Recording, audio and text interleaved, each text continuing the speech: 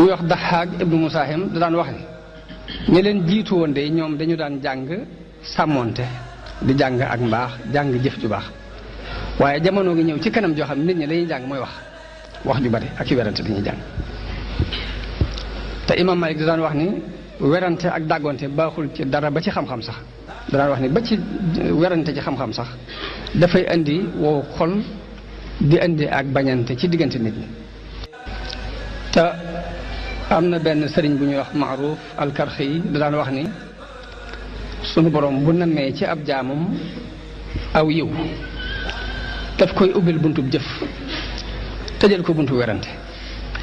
waaye saa bu namee ci jaam bi ab safaan buntub werante la koy ubbil tëjal ko buntub jëf fu ngeen fekk mbooloo ñu dajaloo di coow di wax di werante ba jant so ñooñu sunu borom tëj na ci ñoom buntub yiw ña am tawféexi nag toog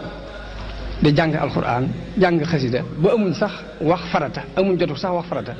ñooñu nañu sant yàlla nga xam ne suñu borom ubbil na leen buntu bi yiw kon loolu lu mat a sant suñu borom